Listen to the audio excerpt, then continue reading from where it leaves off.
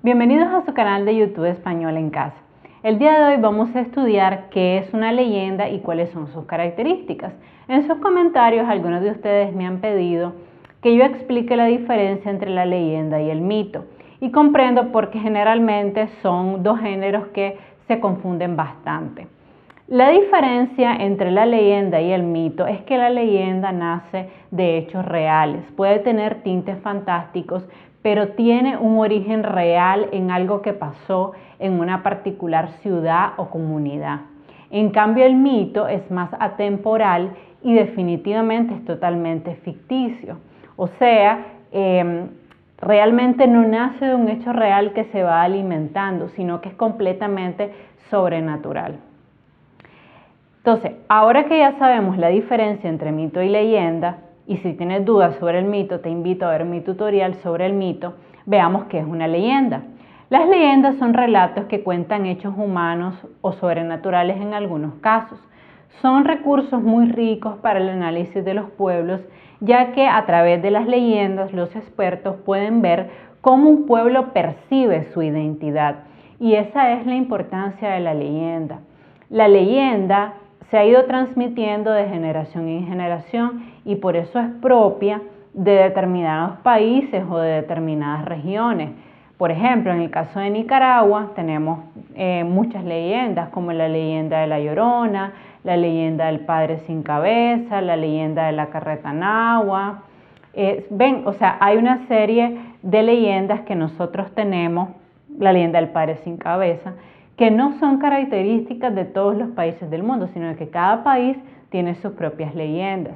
De hecho, si estás viendo este tutorial, me encantaría que en los comentarios me dijeras de qué país eres y qué leyendas son comunes en tu país para que todos podamos aprender y enriquecer nuestra comunidad educativa. Ahora, ¿cuáles son las características de una leyenda? En primer lugar, el tiempo y el lugar. A diferencia del mito, la leyenda tiene un lugar específico y un tiempo en que ocurre. El mito es un poco más atemporal, o sea, no se sabe cuándo ocurre porque es completamente fantástico, pero como la leyenda sí nace de un hecho real, entonces la leyenda sí ocurre en un pasado concreto y en un lugar concreto, en una ciudad, en un país concreto, a diferencia del mito. Puede tener elementos ficcionados, seres fantásticos como hadas, ángeles, bestias y héroes. Perfectamente los puede tener, pero sí su origen es en algo que de verdad pasó. Por ejemplo, la leyenda de La Llorona que tenemos en Nicaragua, sabemos que en realidad sí tuvo origen en una historia real, en una indígena que tuvo un hijo con un español y al no quererse casar él con ella debido a que era indígena, ella decidió botar el niño al río.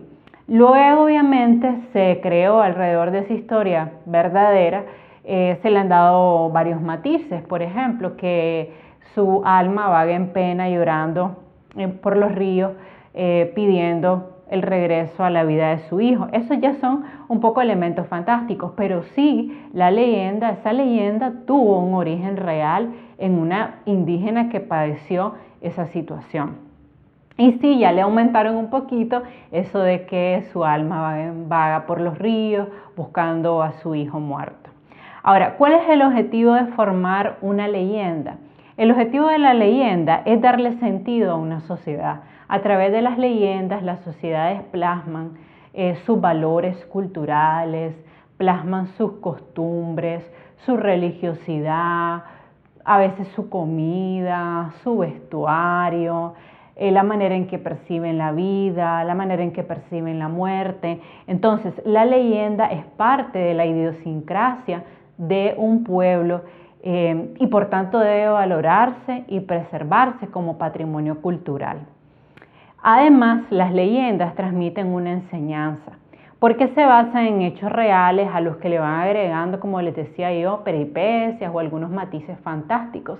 Pero toda leyenda intenta dejar siempre un mensaje.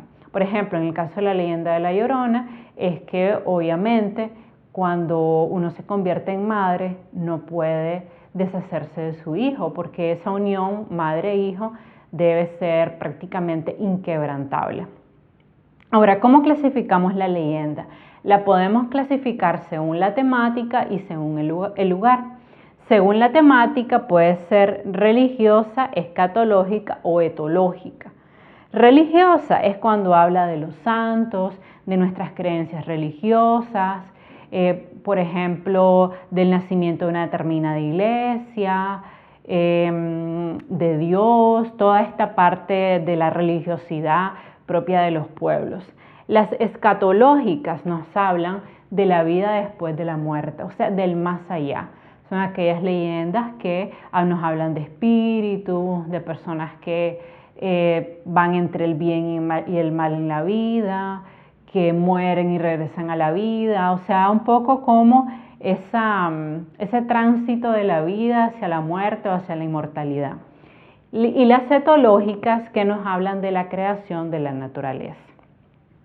Ahora, las leyendas también se clasifican según el lugar y pueden ser leyendas locales, leyendas rurales o leyendas urbanas. Las leyendas locales son las leyendas que se circunscriben a un determinado lugar, a una determinada localidad. Puede ser una ciudad, puede ser normalmente los pueblitos, tienen sus propias leyendas. Las leyendas rurales obviamente son las que proceden del campo. O sea, nacieron en el campo e incluso pueden llegar a la ciudad, pero sí tienen un origen rural, incluso con personajes campesinos en la mayoría de los casos.